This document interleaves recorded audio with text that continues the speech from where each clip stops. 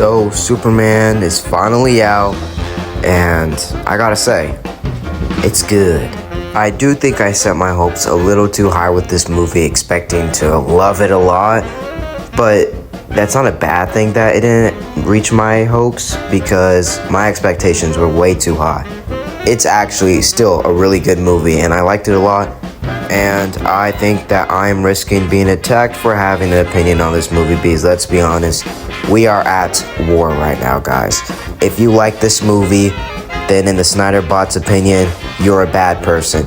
If you didn't like this movie, then James Gunn fans are going to say you're a Snyder Bot. So yeah, it's kind of bad right now here, guys. But let me just say my opinion, because I don't really care about what these fools have to say. But let's just get this review started. Okay, starting with my positives, I think that the action scenes were great in this movie. They weren't Man of Steel tier, but I still think that they're great and stylized. I think Man of Steel fights and the fights in Superman were trying to do two different things. The choreography in Man of Steel was better, but the style and the use of his powers were a lot better in Superman, and the visuals were a lot better in Superman. Also, the way Superman's written in this movie is so much better than the past couple of Supermans we've been getting. I love the fact that whenever Superman is fighting, he tries to save as many lives as he can. For example, this isn't really a spoiler, but there's a fight with the kaiju, and Superman goes out of his way to save a literal squirrel. I know that's a small detail, but it just really touches me a lot, the fact that it shows how much Superman values life, even the smallest things in the biggest situations. So I think they did Superman's writing extremely well. And I also love Superman's relationship with his parents. That was very touching. And I wish they would have shown a lot more with his parents, which is also going to touch into one of my issues that I'll talk about later. I also think Clark and Lois's dynamic could have been better, but it was decent, so I guess it's a positive. The Justice Gang were pretty cool. The Green Lantern guy, or whatever his name was, Will from Stranger Things, he was dope. He was chill. And then I also think Mr. Terrific was actually really cool. There's actually a really cool fight scene with Mr. Terrific somewhere around in the movie. That's not really a spoiler. But there was a fight scene, and I thought that fight was great. And I hope that we get to see more of Mr. Terrific inside of the new DC universe. Okay, now we're going to get into the icky stuff that I didn't like about the movie. Okay, so first of all, I think the movie was a little too overstuffed. I think they balanced it for most of the time. It wasn't overstuffed like Amazing Spider-Man 2. That movie still sucks. I don't know why you guys glaze it now. But back to the point, it wasn't that level of bad, but it still distracted me sometimes. Not because there was too much stuff going on, but the fact that the amount of stuff was taken away from stuff I actually really wanted to see.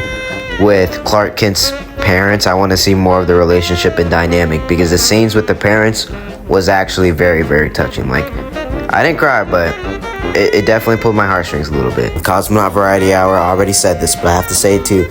James Gunn did bite off more than he could chew.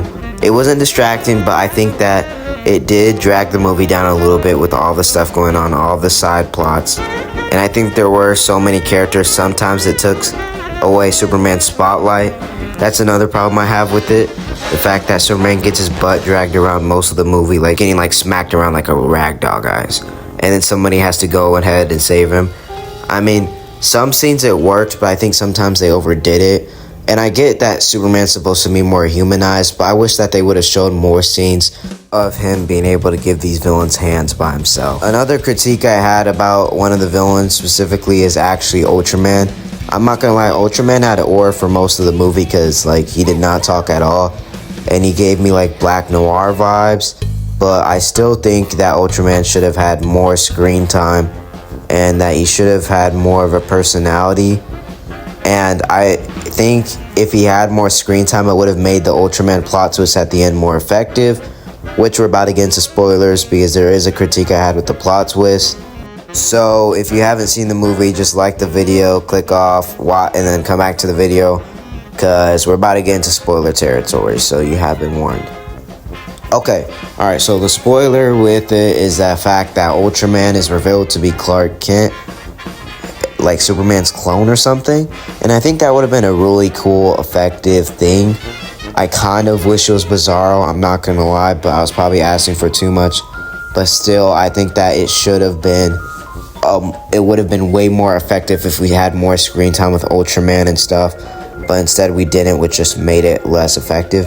But I still think it was a cool twist, and they did have a cool fight scene, and Ultraman did have ore. But anyways, I think the movie was a really good movie, and even though it's not an insane top 5 superhero movie like I was expecting it to be, that's really not a bad thing at all, because it was still a really good movie, better than most superhero movies we've been getting in the past couple of years, and probably actually most definitely one of the better DC movies. So anyways, I'll go ahead and give Superman a nice, really solid 8 out of 10. It was really good.